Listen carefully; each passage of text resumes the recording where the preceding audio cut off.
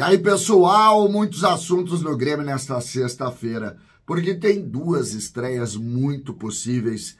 Temos que falar de Cacalo e precisamos falar ainda sobre Flamengo e uma incomodação que cresce entre os tricolores. Nós vamos falar sobre isso a partir de agora. César Cidade Dias falando de Grêmio aqui no YouTube. Papo de gremista para gremista. Mas agora fique com os Supermercados Vieser.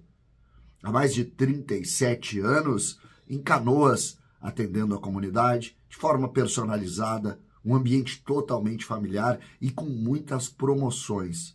Super Vieser tem o Clube Vieser, que é o aplicativo do supermercado. E ali, promoções e mais promoções. Você vai baixar no seu celular o aplicativo do Super Vieser, o Clube Vieser, e ali você vai ter todas as promoções. Eu tenho o meu e esse final de semana eu vou estar fazendo um rancho por lá. Super Vieser é a pedida.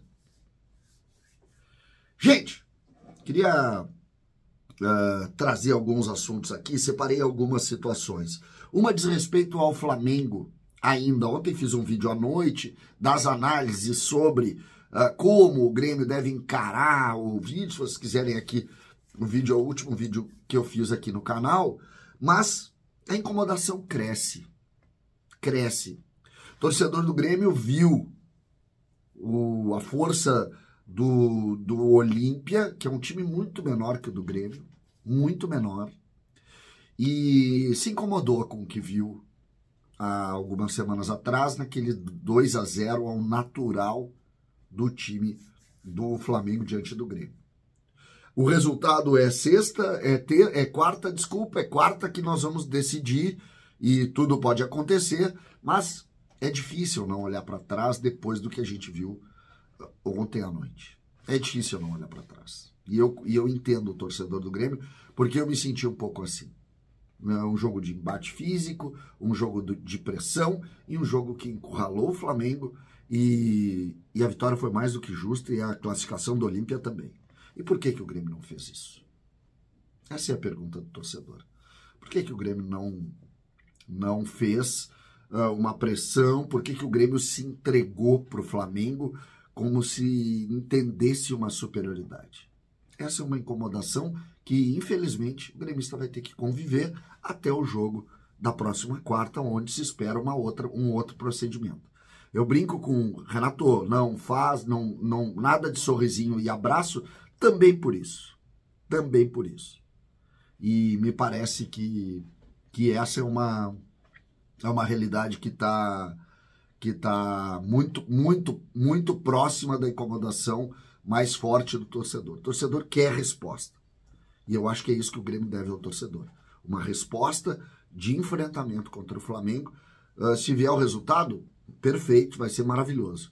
Mas se não vier sem a resposta, eu acho que vai ficar bem ruim, bem chato. E eu espero que tenha a resposta dentro do campo de um time que faça enfrentamento contra o Flamengo, algo que o Grêmio não conseguiu fazer nos últimos tempos. Cacalo ontem foi, através de uma votação no Conselho Deliberativo, elevado ao cargo de patrono do Grêmio, o quarto patrono do Grêmio. Aurélio de Lima Pi, o pai, o filho deste senhor que está nesse quadro aí, que é Aurélio Pi. Aurélio de Lima Pi, o primeiro patrono do Grêmio. O segundo patrono do Grêmio, o mais conhecido como patrono do Grêmio, Dr. Fernando Crefft, que por muitos anos foi o grande mentor das estruturas do Grêmio e o homem que bancou por 30 anos todos os problemas que o Grêmio, de alguma maneira, enfrentou naquele período. Depois disso, já no fim da vida, Hélio Dourado foi também agraciado com patrono, e agora Luiz Carlos Silveira Martins, o Cacalo, o maior dirigente de futebol do departamento de futebol do Grêmio também.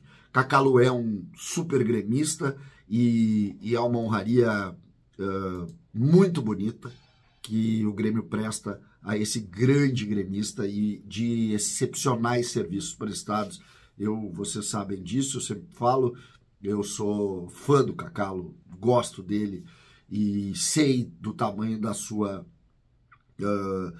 força como gremista, e espero sinceramente que o Cacalo possa aconselhar os dirigentes, possa de alguma maneira estar acima da política e dar os caminhos para o bem do Grêmio. Ele tem essa condição e essa característica. Agora, vamos para o campo. 2 estreias. Essa é a tendência neste momento do Grêmio contra o Fluminense. Os treinos se desenvolveram, os treinos aconteceram de maneira muito forte nessa semana, e 2 jogadores ganharam um destaque muito especial, e são reforços. O Rodrigo Eli, o zagueiro, e o João Pedro Galvão, o João Pedro, o atacante, ou o Galvão, a gente tem que ver como é que vai ser chamado, porque já tem o João Pedro no grupo, lateral direito. Então, essa é a boa notícia. 2 jogadores que se integraram rápido, que estão bem fisicamente e que agregam qualidade ao time. Além deles, o Bessosi parece também tá sendo bem visto, mas me parece que o time do Grêmio começa com 2 bons reforços. O Grêmio está tendo dificuldades na defesa, o Bruno Vini não treinou de novo, então a tendência é Rodrigo Eli e Bruno Alves, já que Kahneman segue lesionado. Aí o Grêmio teria o João Pedro ou o Fábio, boa possibilidade do Fábio, em razão de alguma dificuldade do João Pedro, o Reinaldo, Rodrigo Eli estreando e também o Bruno Alves, esse muito conhecido.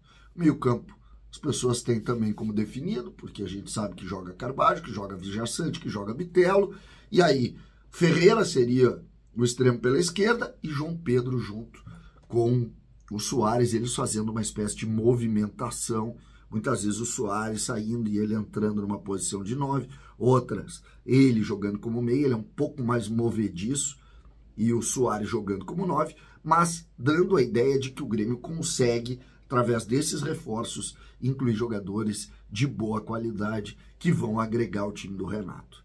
Eu, particularmente, acho que o Grêmio precisa se desfazer desses extremas que ficam fixos jogando pela bola, que é bem o típico caso do Ferreira, mesmo entendendo que o Ferreira é um jogador que, para os 20 minutos finais, com o adversário mais cansado, ele é fundamental. Ele é ótimo jogador neste ponto, no 1 contra 1, na vitória pessoal. Antes disso, é um jogador facilmente marcado e que deixa o Grêmio todo ele virado para um lado. Então, vejo um pouco mais de dificuldade nisso. Mas sei das qualidades dele e espero, sinceramente, que o Ferreira tenha muita sorte nesses próximos jogos aí, exatamente para ajudar o Grêmio. O Grêmio precisa vencer do Fluminense. Precisa. O Campeonato Brasileiro é possível. Tem que botar isso na cabeça de todo mundo. O Botafogo não vai segurar o Rojão da mesma maneira que fez o primeiro turno. Os adversários do Grêmio estão tendo dificuldades. O Palmeiras está com problemas. O Flamengo está com problema. Por que não acreditar que dá? Aonde está escrito que o Grêmio não pode ganhar o Brasileiro? É difícil de entender. Então, vamos melhorar. O Grêmio tem que focar nele. Melhorar. Subir a régua. E, a partir daí, brigar pelo título.